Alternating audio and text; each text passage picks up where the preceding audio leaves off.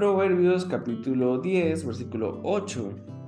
El sabio de corazón recibirá los mandamientos, mas el necio de los labios caerá. Y el versículo 10 dice, el que guiña el ojo acarrea tristeza, y el necio de labios caerá castigado. ¿Cuál es el gran problema para traducir estos proverbios? Pues si tú ves diferentes versiones en español, descubrirás que hay una gran amplitud de interpretación. Parece que aquí existe un gran problema en la crítica textual, pues no nos preocupemos. Nuestro amigo José nos va a dar mucha luz de cómo interpretar y traducir este proverbio. Muy bien, hermanos, vamos a seguir analizando, a practicar lo que hemos aprendido en estas semanas, especialmente cuando llegamos a Proverbios. Una de las cuestiones más importantes es siempre comparar varias versiones. ¿Por qué? Porque en Proverbios encontramos las mayores diferencias entre las versiones más que en cualquier otro libro de la Biblia, como estaba explicando nuestro maestro Murray. Entonces, estos dos proverbios que vamos a ver hoy, vamos a hacer primero esa parte, ese ejercicio de comparar, encontrar las diferencias, y luego ya vamos a comparar ambos juntos. Recuerdan que el martes tuvimos una sesión con el capítulo 10, los versículos 6 y 11, donde, ¿se acuerdan cuál era la particularidad del 6 y del 11? Que la segunda línea es exactamente igual en ambos versículos, pero la primera línea nos condicionaba para pensar de interpretarlo de dos formas distintas. Una línea nos condicionaba para interpretar el versículo 6 como, a ver si recuerdo, como que había efectos positivos para una persona positiva y efectos negativos para una persona negativa. Entonces la violencia abrumaba al malvado, su propia violencia. Pero en el versículo 11 teníamos que el poeta nos condicionaba a pensar que en la segunda línea no era que la violencia abrumaba al malvado, sino que el malvado encubría sus palabras, encubría, como que disimulaba su violencia. Pero el hebreo era la misma cosa. Tenemos un caso muy particular, muy similar, capítulo, dos versículos de diferencia. Proverbios 10:8 vamos a mirar primero. Biblia de las Américas voy a poner como referencia, como base, pero ahí abajo tenemos las versiones en solamente la línea B. El sabio de corazón aceptará mandatos, mas el necio charlatán será derribado. Vamos a encontrar diferencias entre las versiones para esta segunda línea en el versículo 8. Vamos, un minuto. Bueno, de la primera parte, muchos dicen necio, pero la latinoamericana dice el pretencioso. Ok. Bien, tenemos una diferencia ahí. Necio o pretencioso. Encontramos más similitudes que diferencias, ¿no? En este versículo. Podemos notar esa diferencia entre necio y pretencioso, pero tampoco es demasiado, ¿no? ¿Qué les parece si vamos al siguiente versículo, donde en la línea B el texto en hebreo es exactamente igual? Versículo 10. Nuevamente, un minuto para mirar si encontramos que dicen todo lo mismo o encontramos diferencias. Vemos que la Dios habla hoy dice exactamente lo mismo en ambos, ¿no? El que dice necedades acaba en la ruina, en ambos versículos. Algunas, como la RBC, dicen casi lo mismo. El necio de labios acabará por caer y el necio de labios será castigado. Es básicamente lo mismo. ¿Cuál es la diferencia entre Reina Valera 60 entre ambas líneas? Uno es que va a caer y el otro es que va a ser castigado. Muy bien. Bueno, la primera es que caerá él mismo, o sea, casi él mismo causa su caída. Y en la segunda, el necio de labios será castigado, es que alguien más lo va a castigar. Ok, también es una diferencia significativa. Muy bien. ¿Otra diferencia en Reina Valera? La conjunción al principio, el nexo. En el lado de la izquierda es más y en el lado de derecho es y. Ah, muy bien. La conjunción, una pequeña palabrita, de hecho en hebreo es una pequeña partícula nomás, es una letra sola, pero cambia totalmente el sentido. Uno es como contrastante, ¿verdad? El más es pero. Es como ya dando la línea diciendo este es un paralelismo opuesto, pero la otra es como complementario y o diciendo algo en secuencia. Muy bien. Pero eso es nada más en español, ¿verdad? Porque, En español, exactamente. sí, porque en hebreo es exactamente igual. Exactamente. Vamos a ver justamente eso. NBI también, mismo caso, agrega el pero en el versículo 8, en el versículo 10 no pone un pero. Y LAT, Biblia latinoamericana, totalmente distinto en ambos. Mientras que el pretencioso corre a su perdición, dice en el versículo 8, y en versículo 10, un reproche restablecerá la paz. Lo mismo, palabra de Dios para todos, PDT. El necio no para de hablar y se mete en problemas. Versículo 8. El que habla sinceramente trae la paz. Entonces, tenemos una cuestión claramente acá, donde algunas versiones prefieren seguir otro manuscrito, y eso es lo que vamos a hablar en esta mañana. No vamos a entrar en muchos detalles, pero de alguna forma trate de resumir lo más posible el problema y ver un poco cómo lo que aprendimos en este taller nos ayuda a tratar de ver la cuestión y tratar de saber qué es lo que está pasando. Primeramente vamos a analizar cómo se relacionan las líneas. La clave número 5 que estuvimos practicando bastante en este taller. ¿Cómo se relacionan ambas líneas en el versículo 8?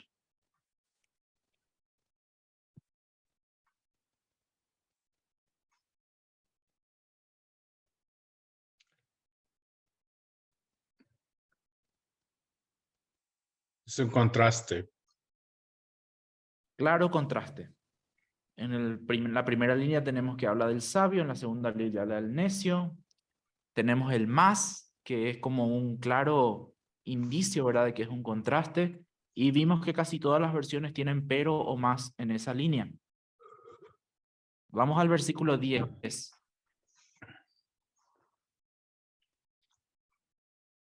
A ver qué podemos sacar del versículo 10. No es tan fácil como el versículo 8. ¿Cuál es la relación que observamos? No es contraste, es consecuencia. ¿Consecuencia? ¿Mm? ¿Como causa-efecto puede ser? Sí, estaba pensando que hay alguien que lo engaña, que puede engañar a una persona o que muestra eso que dice guiña el ojo, como Ajá. para engañarlo. Y el necio charlatán cae en esa trampa. Ok. Entonces, el que guiña el ojo es una persona y el necio es el que va y cae en su engaño. Muy Sí. bien. Lanzo esta pregunta. Guiñar el ojo ¿qué significa en sus culturas? En mi cultura, guiñar el ojo es como, puede significar dos cosas. Es como que estoy diciendo algo que no es verdad, entonces le digo a una persona la mentirilla y le guiño el ojo como para que sepa que no es verdad. Pero también puede ser como, todo bien. Así, le veo a alguien, le guiño el ojo, todo bien. Esos dos significados puede tener. ¿En sus culturas tiene alguna connotación diferente? En la mía también es esas dos, pero también es coqueteo. Ah, coqueteo, claro. También me olvidé de ese, me olvidé de esa, Sí, opción. depende de quién lo hace. Si Exacto. es un niño, entonces te está diciendo otra cosa. Si es una muchacha o un joven, entonces es otra cosa. Mm, ok. Y si A ver, son casados, entonces están en problemas. Es grave. Minor no está por ahí para pasar el micrófono. A veces sirve para gloriarse de un triunfo. Para gloriarse de un triunfo. Ujú, ok. Acá Leo dice que para gloriarse de un triunfo, como jactarse de uno mismo, como creerse superior. Ujú, sí. Entonces, al lograr algo, guiñas el ojo y dices, se pudo. Mm, se pudo. Ah, entiendo. Muy bien, interesante. Es que de por sí leyendo y tratando de relacionar las líneas ya nos damos cuenta de que es un poco complicado analizar quién está guiñando el ojo, quién es el necio. Ahí Wilf tiró una idea de que, bueno, capaz el que guiña el ojo es una persona, el engañador, y el necio es el engañado, justamente por su característica de ser charlatán. Y acá está lo que estábamos diciendo. Hay una cuestión en el hebreo que hay una gramática ambigua, y esto especialmente en la poesía es muy común, que tenemos que esta letra, bueno, le decimos está como un prefijo, no como una preposición, sino como un prefijo en hebreo. Significa y, significa pero, puede significar también otras cosas. Pero vemos que en español nosotros tenemos dos palabras distintas para ello. Entonces ya ahí tenemos el contraste principal o sí, la diferencia principal entre estos versículos. Por más de que en hebreo aparece de la misma forma, tenemos que mirar ambas líneas para poder decidir si es pero o si es y. Y vean que el otro día estábamos en debate si cuando en hebreo aparece la misma línea en ambos versículos teníamos que poner igual. En las versiones en español como que se dieron cuenta más claro de eso. Y entonces pusieron en una pero y en otra no. O pusieron en una pero y en otra y. Entonces, para que vean que no es siempre una cuestión de consistencia nomás, sino que yo creo que a veces es que en un versículo invertimos más tiempo, invertimos a veces más recursos también, y en el otro como que rápidamente nos damos cuenta de que no, esto es claro si contrastamos las líneas, entonces lo traducimos de forma diferente. O sea, no es tan fácil la cuestión como decir, sí, vamos a traducirlo igual si en hebreo está igual. Vamos por parte. Vamos al versículo 8 primero. El sabio de corazón aceptará mandatos, mas el necio charlatán será derribado. Claramente se ve un paralelismo opuesto. La mayoría de las versiones marca, de hecho, el contraste con las palabras pero, más, mientras que, y podemos explicar el mensaje del proverbio, el mensaje implícito de esta forma. Las personas que tienen la sabiduría en el centro de control de su ser, o sea, su corazón. Recuerden que el corazón es el lugar en la cultura hebrea donde se albergan los sentimientos, las emociones, los deseos, pero también los pensamientos y las decisiones que tomamos.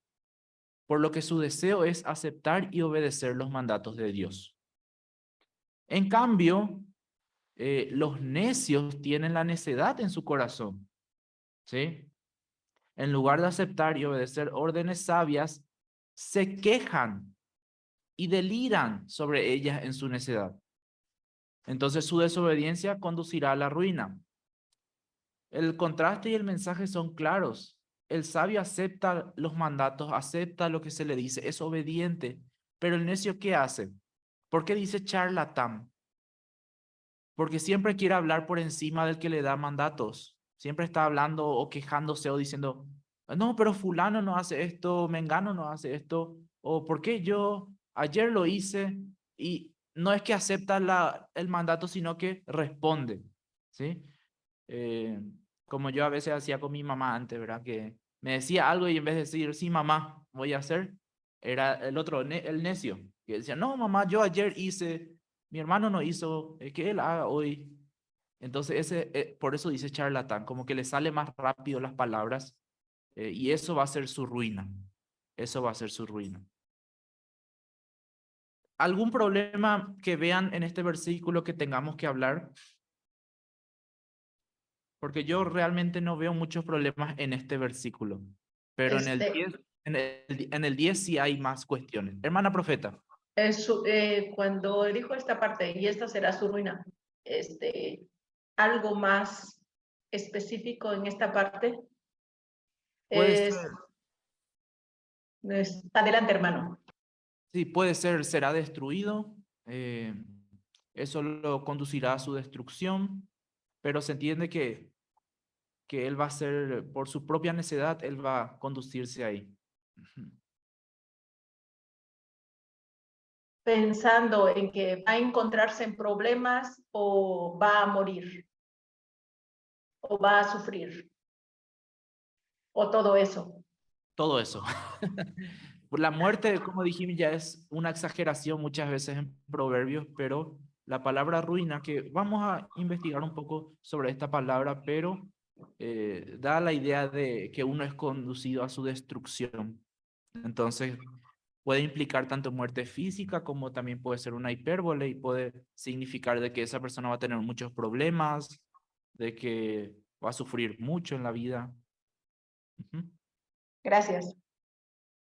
Vamos al 10, donde tenemos estos problemas, bueno, 3 problemas exegéticos principales. El que guiña el ojo causa disgustos, pero el necio de labios será derribado. No es fácil ver el paralelismo, ni tampoco la correspondencia entre las líneas. Solamente es claro ojos con labios. Después el resto es como un poco más complicado de definir. Segundo problema, hay un problema textual en la Septuaginta. La Septuaginta tiene una línea muy diferente en la línea B. Lo que notamos hace rato al comparar las versiones. PDT, NTV y Biblia Latinoamericana no decían esta línea B, sino que decían, el que reprocha trae la paz. Algo totalmente distinto, como indicando una línea contrastante. Y número 3, no está claro cuál es el significado de las palabras, de los modismos y de las acciones simbólicas que vemos en este pasaje. Así que vamos a comenzar en este caso por el número 3, para ver el significado de las palabras y de las acciones simbólicas que vemos acá. Para eso vamos a estudiar qué significa el que guiña el ojo, qué significa la palabra angustia, ¿sí? ¿Qué significa la palabra ruina? Que justamente ya la hermana profeta estaba consultando. El que guiña el ojo.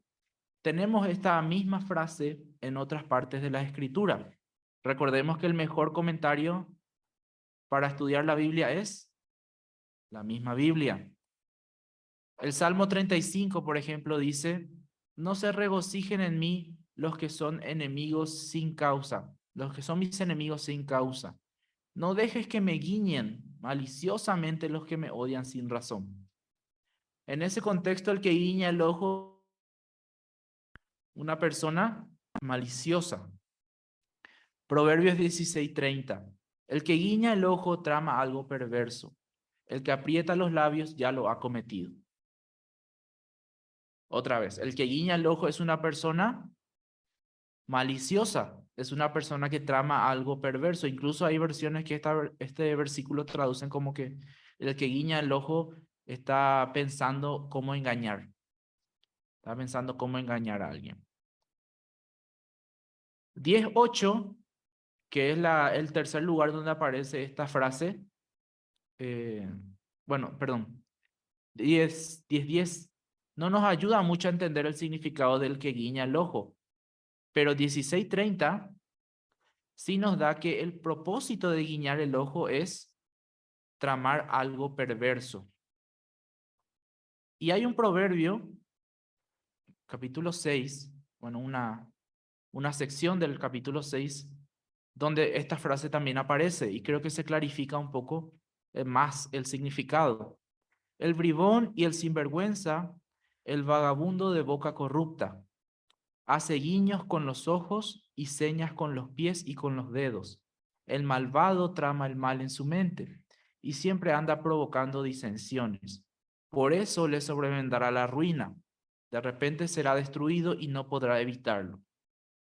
Esta sección del capítulo 6 es como un comentario que nos trae luz en este versículo que es ambiguo y donde tenemos el problema textual. ¿Qué significa guiñar el ojo entonces, según el comentario de la Biblia? Normalmente está relacionado a acciones negativas o positivas. Negativas. Entonces acá ya tenemos una diferencia con nuestra cultura, donde dijimos también que guiñar el ojo puede hasta significar algo positivo. Entonces, primera connotación que tenemos que tener. Entonces, de las referencias cruzadas que hemos revisado en el comentario de la Biblia, podemos decir que el que guiña el ojo es un conspirador, una persona que busca hacer daño, un engañador, que planea hacer algo malo. Incluso la Septuaginta, para agregar este significado, pone con engaño en este versículo. Dice, el que guiña el ojo con engaño, para clarificar de que esa es la intención del que guiña el ojo. Interesante que la Septuaginta esa palabra con engaño no pone en 6:13 donde aparece también esto, pero el contexto del capítulo 6 es claro de que se refiere a una persona mala. Entonces, creo que por eso no vieron la necesidad de clarificar eso en el capítulo 6. ¿Alguna pregunta sobre esta frase?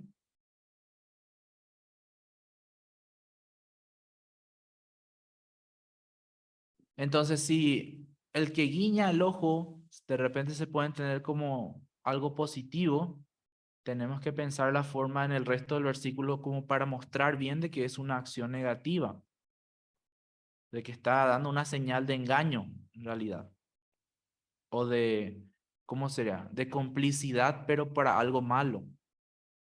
¿Sí? Para nosotros, hermano, antes era para malo, todo era para malo, Ujú. ¿sí? Exacto. Y ahorita pues ya se entiende de otra manera, ya cualquiera lo hace, pero anteriormente, o mejor dicho, para la gente adulta de 50 años en adelante, todavía sigue significando maldad. Interesante. Ujú. Muy bien. Vamos a la palabra angustia, ¿sí? Para ver a qué se refiere. ¿Qué es lo que causa el que guiña el ojo? Vemos otras apariciones de esta palabra, por ejemplo, en Job dice, me queda el miedo de tanto sufrimiento. Ahí usa la palabra sufrimiento para traducir. El Salmo 16, se multiplicarán las aflicciones de aquellos que han corrido tras otro Dios. Hay una cuestión ahí con Dios, dioses, pero usa la palabra aflicciones para referirse. Y el Salmo 147:3 restaura a los de corazones quebrantados y cubre con vendas sus heridas. Traduce como heridas en ese lugar. Y aunque heridas, nosotros podemos también interpretar como algo físico, vemos que el Salmo, por lo menos ahí en 147, lo contrasta con un corazón quebrantado. Entonces no está hablando de una herida física, sino está hablando de una herida, de un dolor interno, emocional, los que tienen corazón roto, los que tienen corazón quebrantado. Este mismo significado se evidencia en Proverbios 15:13. El corazón alegre se refleja en el rostro, el corazón dolido deprime el espíritu. Entonces, ¿qué es lo que hace el que guiña el ojo? ¿Causa qué cosa?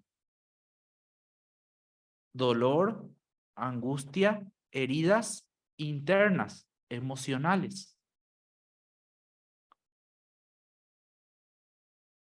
Y número 3, vamos a qué significa ruina, que vemos que es el destino de esta persona, de este necio, que está en la segunda línea. Aparte de 10:8 y de 10:10, esta palabra solamente aparece una vez más en el Antiguo Testamento, y es en Oseas 4:14. Oh pueblo necio, se niegan a entender, por eso serán destruidos. Hay un comentario que dice, acá tenemos este diccionario que no sé si está en Paratext, creo que sí, es para revisar, pero dice ser arruinado o ser destruido, y ahí da las referencias, y otros dicen que puede significar ser derribado, por eso algunas versiones en español ponen se caerá, o sí, caerá. Pero la idea es la misma en general, va a ser destruido. Entonces, tenemos esta cuestión y la pregunta es, ¿qué hacemos con el problema textual también? Voy a resumir esto brevemente. La parte B es muy diferente en la Septuaginta. En el texto masorético hebreo dice, el necio de labios va a la ruina. Pero en la Septuaginta dice, pero el que reprende con denuedo trae paz. Totalmente diferente. 10:10 y 10:8, la parte B, pudo ser un caso de dictografía. ¿Qué quiere decir dictografía? Que es cuando el copista, por error, salta una línea y copia la misma línea que estaba intentando copiar en otro versículo. Entonces, él puede ser que se haya confundido y haya saltado al versículo 10 mientras estaba tratando de copiar la línea del versículo 8. Es un caso que en el Nuevo Testamento por lo menos es muy común, se observa eso entre los manuscritos, pero en el Antiguo Testamento es un poco más difícil de descifrar, porque justamente tenemos la diferencia de edades en los manuscritos. La Septuaginta es más vieja que la última copia hebrea que tenemos del texto masorético, mucho más vieja. Pero normalmente en la consultoría lo que se pretende es tratar de seguir el texto masorético lo más posible. Entonces, pudo ser un caso de que el copista del texto masorético, del texto hebreo, copió nuevamente la segunda línea del versículo 8 en el versículo 10, aunque no debía ser así. Algo que nos da evidencia para esto es que los contextos no son tan parecidos. Vemos que en el versículo 10 no es tan fácil conectar esta segunda línea, el necio de labios o el charlatán va a ser destruido, con el que guiña el ojo. Podemos hacer una escena, como dijo Wilf, donde decimos que el que guiña el ojo es el engañador y el necio va camino a su trampa y por eso va a ser destruido, pero sigue siendo un poco complicado de encajar en ese contexto. Mientras que en la Septuaginta sí es clara la relación, es un paralelismo opuesto. El que con engaño guiña el ojo causa dolores a los hombres, pero el que reprende con denuedo trae paz. Es un claro caso de, bueno, no tan claro, pero es un caso de paralelismo opuesto. Por eso es que varios, si ustedes leen los comentarios, varios eruditos dicen que la línea B es posiblemente un error de un copista en el texto hebreo. Ahora lo que quiero que comprobemos es si realmente esto es así de fácil de decir, ah, bueno, el copista del hebreo se equivocó, o qué pasa, cuáles son los argumentos para decir que el texto masorético también es posible. Vamos a ver, tenemos dos opciones entonces. Uno es seguir el texto de la Septuaginta que dice, el que reprende con denuedo trae paz, como hacen NTV, Palabra de Dios para Todos, Biblia Latinoamericana. La otra opción es seguir texto masorético. Vamos a ver qué pasa si seguimos la primera opción y si tenemos fundamento para ello. Esta es la opción de la Septuaginta. El que guiña los ojos con engaño causa dolor a los hombres, pero el que reprende con denuedo trae, el que reprende con denuedo trae paz. Hay un error acá. Un ratito. Muy bien. ¿Cuál es el significado que vemos en la Septuaginta? Si un necio guiña el ojo, ¿sí? Si un necio o un alborotador guiña el ojo, es como que él está trayendo más sufrimiento emocional a las víctimas. Habíamos visto que la palabra dolor es sufrimiento emocional, corazón quebrantado. Pero el que reprende a este necio, a este alborotador, es el que trae la paz a las víctimas. Entonces tenemos dos tipos de personas acá y tenemos una situación desde el punto de vista de la Septuaginta. Guiñar el ojo nos puede indicar de que nosotros estamos como siendo cómplices con una persona que le hizo daño a alguien. Entonces, si yo guiño el ojo a esa persona, es como que yo estoy apoyando las cosas malas que le hizo a la víctima. Y la víctima entonces, ¿qué va a tener? Va a tener más dolor. Pero el que le reprende al que hizo esto, probablemente tiene más posibilidades de traer paz a este hombre. Ojo, esta es toda una situación implícita, ya que ustedes pueden ver que realmente en la Septuaginta no hay la palabra necio. El necio no está. Estamos hablando de forma implícita. Entonces, en español podríamos decir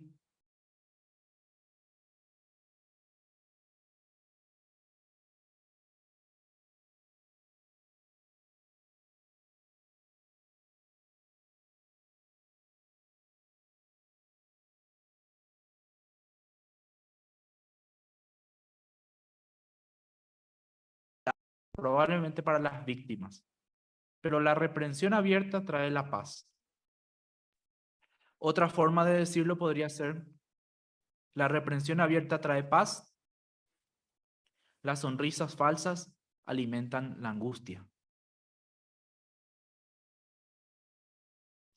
La NTV pone una nota al pie de que la NTV sigue la Septuaginta, la versión griega, pero en hebreo dice: el necio que habla hasta por los codos caerá de narices. Aquellos que siguen la Septuaginta, les recomiendo una nota al pie como hace la NTV. ¿Es claro el mensaje de la Septuaginta? ¿O tienen alguna pregunta? Un poco complicado este versículo.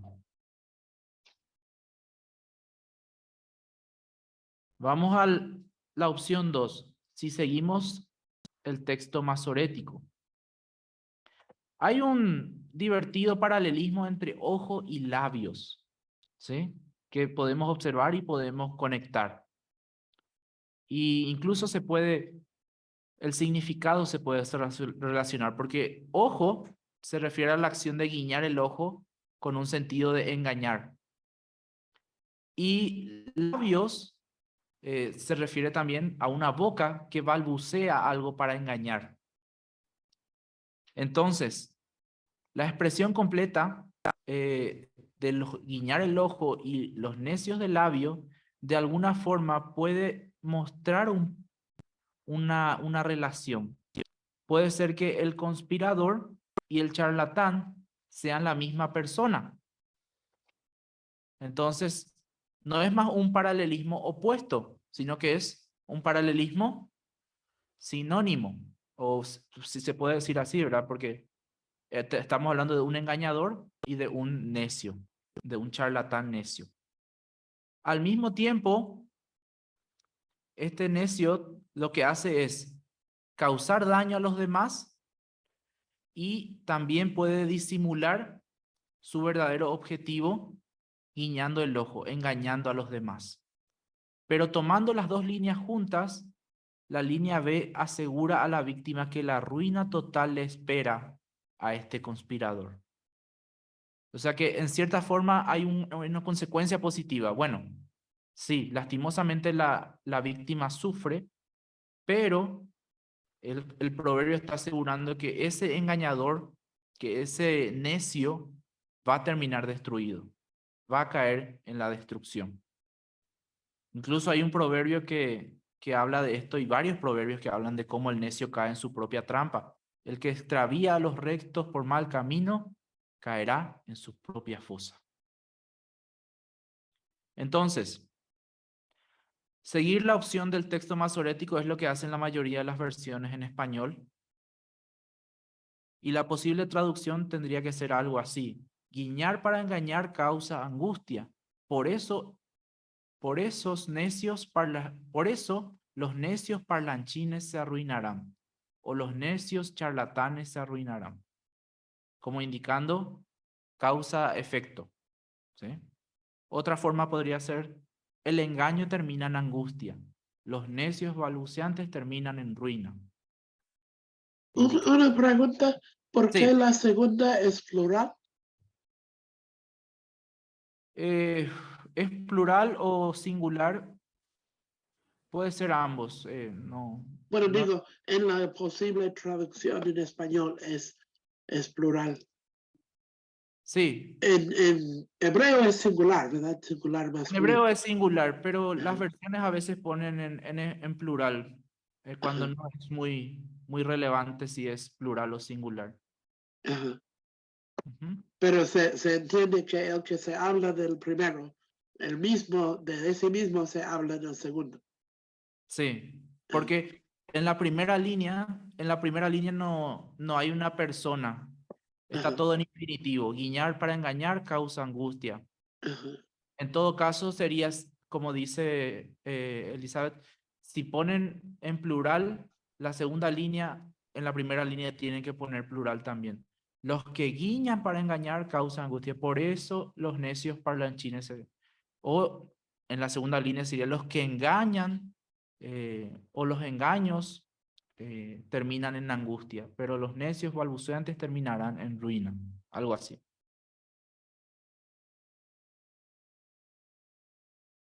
Y si vamos a poner una nota al pie, este no se tradujo, pero si vamos a poner una nota al pie sería como algo como lo que hace NTV, de que en hebreo se repite lo que dice el versículo 8, pero la versión griega dice: el que reprocha trae paz. Conclusiones de este versículo tan complicado. Como consultores, como traductores, muchas veces no podemos dictar a los equipos qué es lo que tienen que hacer. La decisión es de ellos. Este principio no se niega, pero es nuestra responsabilidad guiar a los equipos de traducción para que muchas veces los equipos no simplemente se dejen llevar por su versión favorita o tomen decisiones cuando la opción no es tan fácil de traducir. La mayoría de los traductores quieren hacerlo bien, pero necesitamos orientarlos en la parte de los idiomas originales. Entonces, en este caso, realmente la cuestión es 50-50. ¿Por qué? Por un lado, tenemos buenos argumentos para seguir la Septuaginta. Sobre todo, el más claro es que las líneas son contrastantes y podemos conectarla tranquilamente. Pero por otro lado, la mayoría de los resúmenes de traducción que hacemos antes de empezar nuestro proyecto, no sé cómo le dicen acá, ¿tienen algún nombre para el translation brief? No hay un nombre claro, ¿verdad? Pero es como los lineamientos que tenemos para nuestra traducción. A veces nosotros tenemos algunos equipos ponen la política de vamos a seguir al texto masorético. Entonces, en ese caso, no podríamos decirle al equipo que ponga la Septuaginta. Entonces, ¿qué hacemos? Realmente hay buenos argumentos para ambos. También otro tema que tenemos que tener en cuenta es la aceptabilidad. ¿Qué pasa si ponemos como tiene la NTV que sigue la Septuaginta? ¿Qué va a decir el pueblo cuando compare con la Reina Valera, por ejemplo? Que es la versión que se usa más en el pueblo. Todo esto es lo que tenemos que pensar en este versículo. Pero como resumen, tenemos estas versiones que son latinoamericana, Palabra de Dios para Todos, y Nueva Traducción Viviente, que siguen la Septuaginta. El resto sigue el texto masorético. Y ya vieron los argumentos del porqué. Preguntas o comentarios sobre este pasaje. El versículo 8 creo que no tiene muchos problemas, pero el versículo 10 ya vimos que tiene una tremenda cantidad de problemas.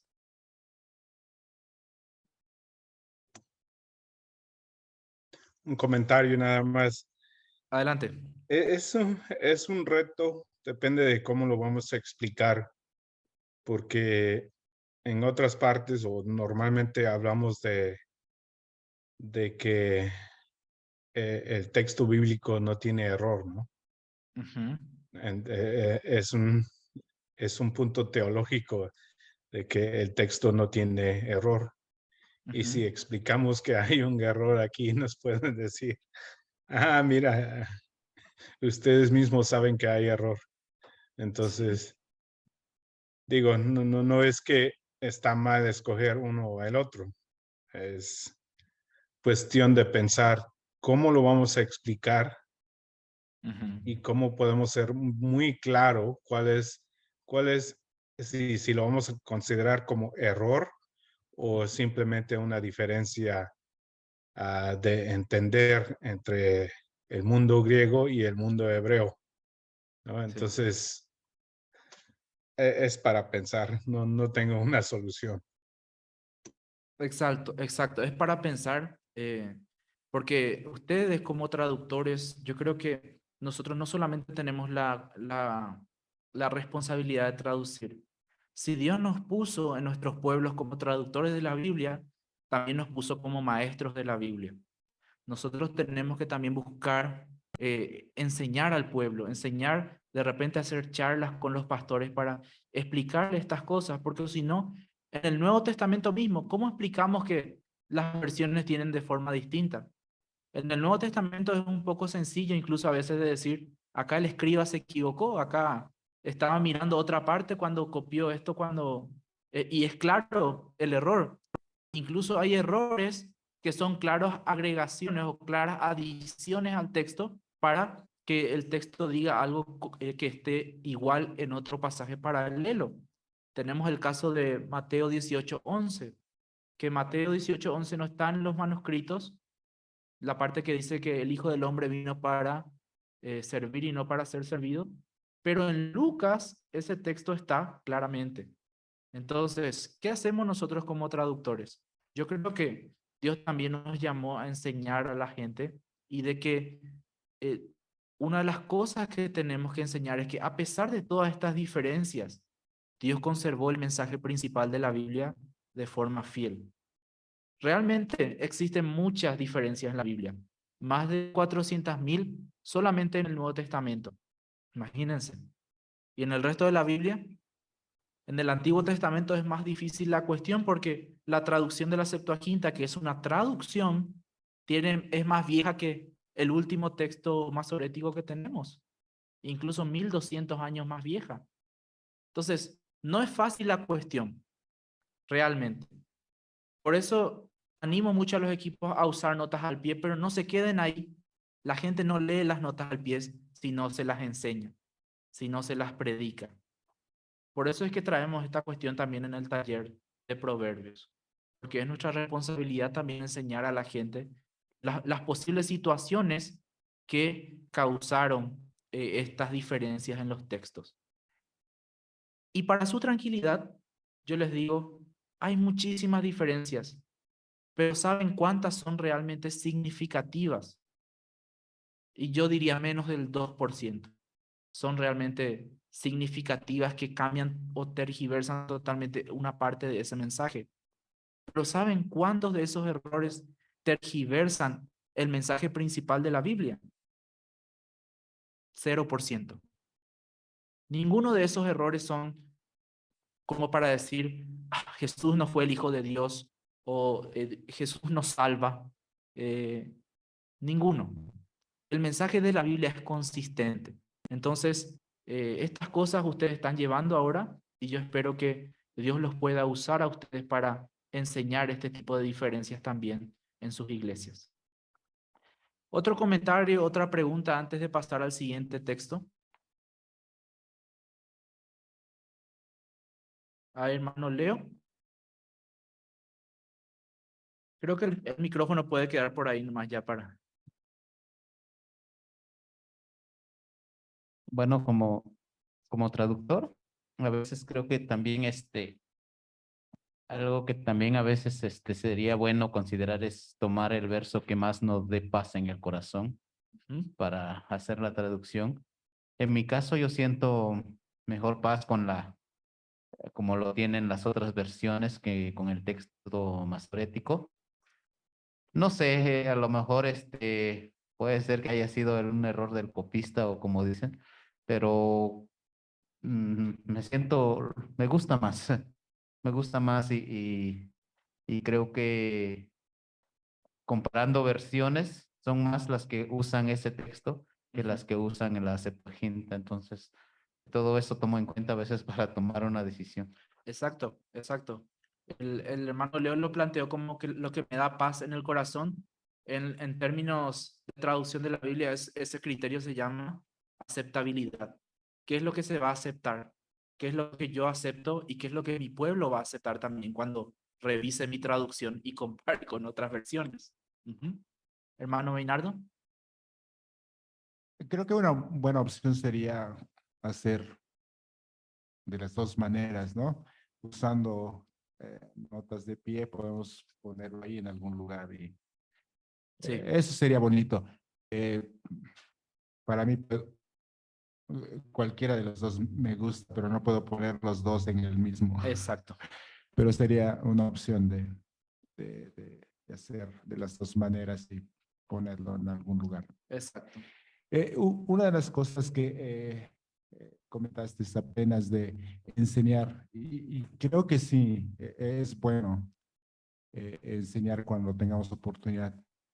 Pero antes de eso, tal vez, no, bueno, creo que aquí no es el lugar adecuado, pero tenemos que ser enseñados también. Tenemos que tener algo más de entrenamiento como esto para poder enseñar, porque si apenas estamos entendiendo algunas cosas, por ejemplo, con esto para mí, eso es eh, muy nuevo para mí ver textos de esta manera pensando en el Antiguo Testamento. Entonces, no puedo llegar a enseñar. Puedo tomar esto y medio voy a enseñar porque no lo he estudiado, no soy capaz de enseñar como lo están enseñando ahora. Entonces, necesitamos Sí. ser enseñados y yo no sé cómo. Se nota Gracias. cómo Proverbio está influyendo ahí, ¿verdad? Ya no queremos ser como el necio que va nomás y enseña rápido lo que aprendió, sino que queremos aprender bien nosotros primero. Excelente. Y es así, es así. Yo solamente tenía un comentario más sobre las notas al pie. A veces nuestro argumento para no poner notas al pie es que la gente no lee. Pero a pesar de que la gente no lea, yo creo que nosotros tenemos el criterio de también nuestra fidelidad como traductores. Y dentro de la fidelidad como traductores es que tenemos que ser honestos cuando tenemos un caso así donde realmente es 50%, 50% y no sabemos cuál es la respuesta correcta. A veces una salida es la nota al pie. No voy a hablar del tema costos porque eso varía de cada proyecto en cada proyecto. Un proyecto con el que trabajo acá en México me dice que no quiere poner tantas notas al pie porque va a ser más cara la Biblia, va a ser más costosa. Y no sé qué tan costosa va a ser por agregar una nota al pie, ¿verdad? Pero bueno, son cuestiones políticas que respetamos, pero yo les animo a eso, ¿no? A que no le tengan miedo a las notas al pie. Y eventualmente se enseña al pueblo, se les dice, miren, atiendan que las notas al pie nos dicen cosas importantes de los versículos, nos ayudan a entenderlo, o nos dicen cosas peculiares como que otros manuscritos tienen de forma diferente. Y ahí comienza uno a familiarizarse. Yo también en español no me gusta a veces leer las notas del pie, pero son útiles, ayudan. Entonces, la decisión es de ustedes. Revisen un poco cuáles son sus lineamientos de traducción en el Antiguo Testamento. Y si no hablaron de esto todavía, tienen que colocar esto en sus lineamientos de traducción, en su translation brief. ¿Qué vamos a hacer cuando la Septuaginta y el texto masorético difieran? ¿Vamos a seguir solamente una versión o vamos a hacer un análisis exegético de cada caso para decidir? Esas cosas también tenemos que poner ahí. Muy bien. Vamos rápidamente al otro pasaje y después ya vamos al receso, ¿sí? Entonces, estos dos versículos son para hoy. El otro pasaje no es largo, también es una cuestión de crítica textual, así que no vamos a entrar tanto en detalle. Y me ayuda un poco para ilustrar el punto que les voy a decir ahora. En general, y esto es un principio general, traten de seguir el texto masorético, o por lo menos ese es el consejo que yo doy, que tratemos de seguir el texto masorético, a no ser que tengamos una buena razón para no hacerlo.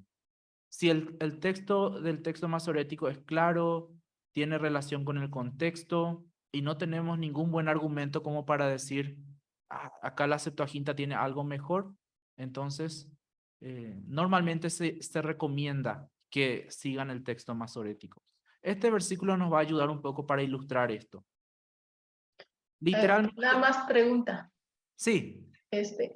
¿Por qué nos recomienda seguir el texto masorético? Porque, bueno, por varias razones. Una es que es el texto hebreo original del Antiguo Testamento. Obviamente fue la tradición judía la que llevó eso hasta los masoretas. En el año 1000 después de Cristo fue que terminaron la última copia que tenemos, que es de Leningrado, el Códice de Leningrado. Y es el idioma original. O sea, ¿en qué sentido? En que realmente en ese idioma se transmitió. La Septuaginta ya es una traducción de eso. Entonces, primero no tenemos las fuentes de la Septuaginta, creemos que se basaron en los manuscritos que tenían allá, pero las fuentes de la Septuaginta fueron varias y fueron hechas por distintos traductores también. La tradición dice que fueron 70, ¿verdad? Pero realmente y probablemente fueron más personas. Entonces, es muy probable que en la Septuaginta ya haya muchos cambios, muchas adiciones, muchos arreglos al texto del original. Por eso es que se recomienda seguir el texto masorético, aunque la última copia que tenemos es mucho más joven que la de la Septuaginta. Y la otra razón es que hay muy buenos argumentos como para confiar en la transmisión judía. Ellos transmitieron muy bien el texto. Brevemente menciono un caso para que estén tranquilos. En la cueva de Qumran se encontró un rollo completo de Isaías que data del año 200 antes de Cristo más o menos. Y la copia del texto masorético más vieja que tenemos es del año 1000 después de Cristo. ¿Cuántos años de diferencia? 1200 años de diferencia más o menos. ¿Cuántas diferencias se encontraron? Contadas diferencias, lo que nos habla de que hubo una muy buena transmisión del texto. Entonces, hay argumentos como para decir sigamos el texto masorético, a no ser de que tengamos una buena razón para no hacerlo. Y yo reconozco que hay versículos donde es claro que el texto masorético tiene una cuestión que posiblemente fue un error y la Septuaginta tiene correcto, pero no es en todos los casos. Muchas gracias, hermano.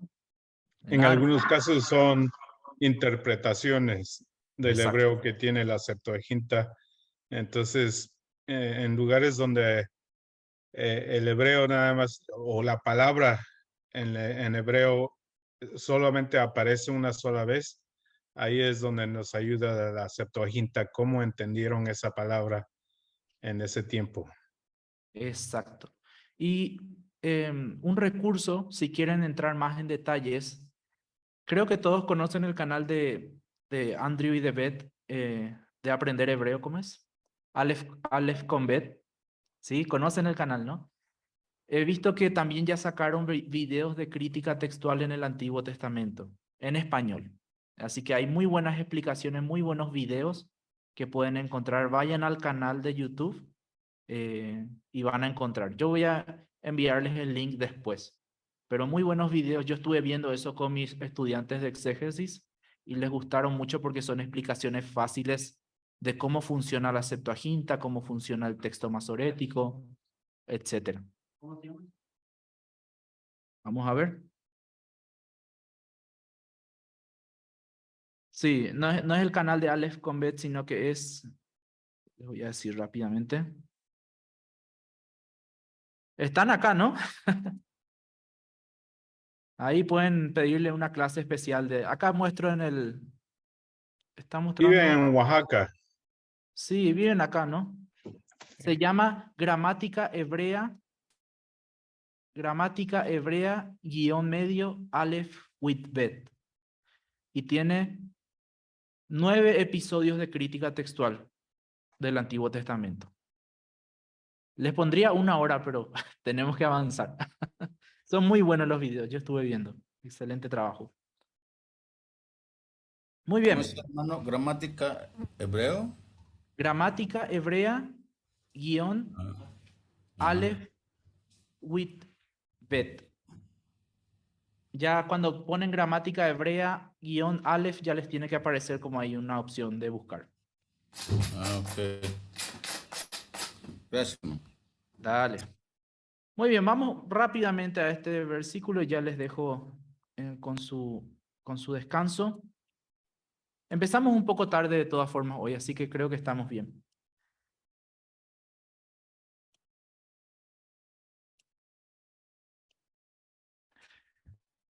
Vamos a mirar un ratito las versiones, 1 minuto, las versiones, y díganme ustedes qué diferencias encuentran.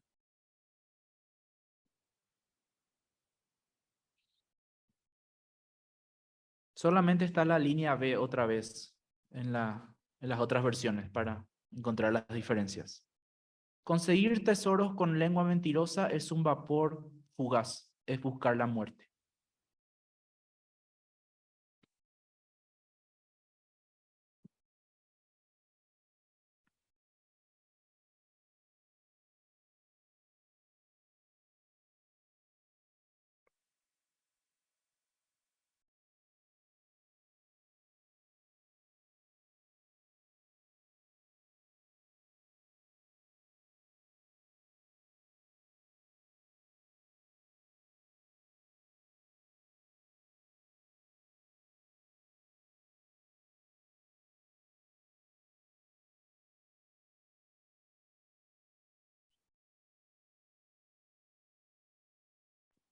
Si se usa neblina como metáfora o si se usa palabra como pasajera o algo así. Buscar la muerte, llevarán a la muerte, algo mortal. Ujú. Como que no le veo grandes No hay grandes diferencias, ¿no? diferencias. Ujú. Se esfuma, o sea, es algo que no es duradero. Sí. Ujú. Casi todas tienen esa idea, ¿no? De algo fugaz. Pues, literalmente es como tiene Biblia de las Américas y Reina Valera, un vapor fugaz. Es la palabra Hebel, que en Eclesiastés se traduce como vanidad. ¿Sí? Vanidad de vanidades, dijo el predicador. Usa esa palabra, Hebel.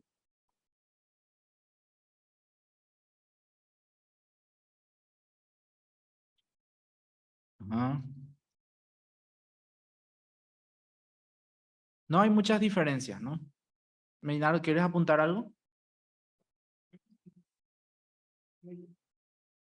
Ajá. De personas Ujú. y en otros parece que es de posesiones, ¿no? De Exacto. riquezas. Entonces, Esa podría ser una diferencia significativa, que en algunas versiones se habla de que las personas buscan la muerte y en otras versiones se habla de que el tesoro o las posesiones mal habidas son la trampa que los va la trampa mortal, o sea, la trampa que lo va a llevar a la muerte. Muy bien.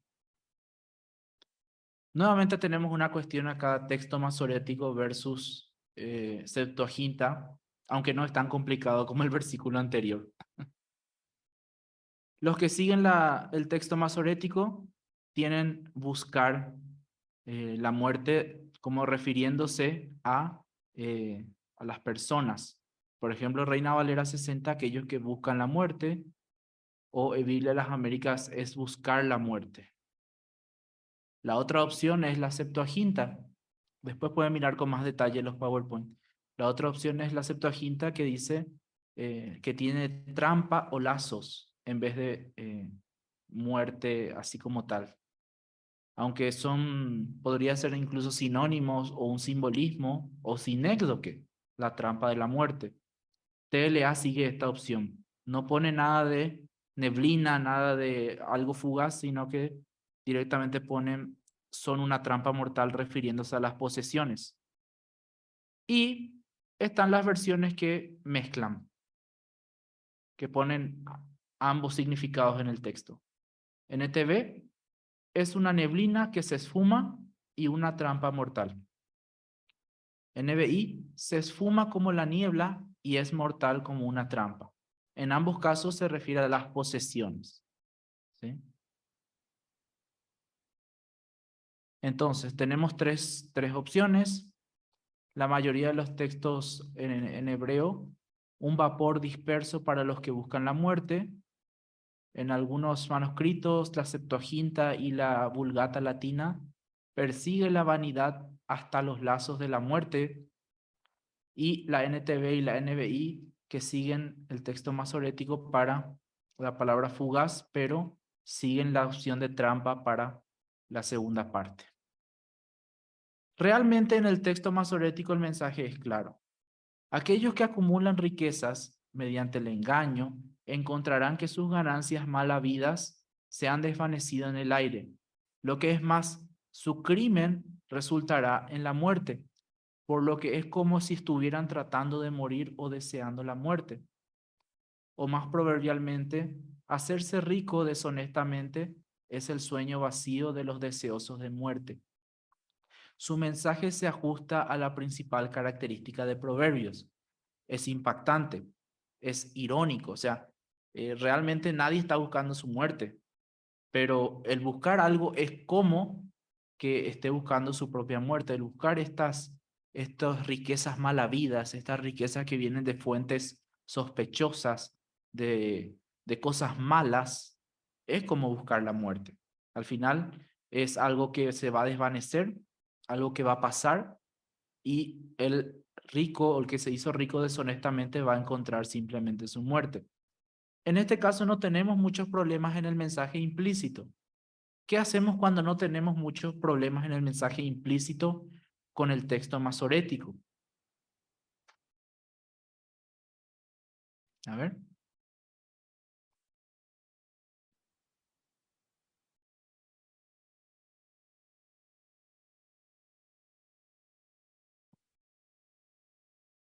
¿O qué se recomienda cuando no hay muchos problemas con el mensaje implícito del texto masorético? Ambas líneas tienen sentido juntas.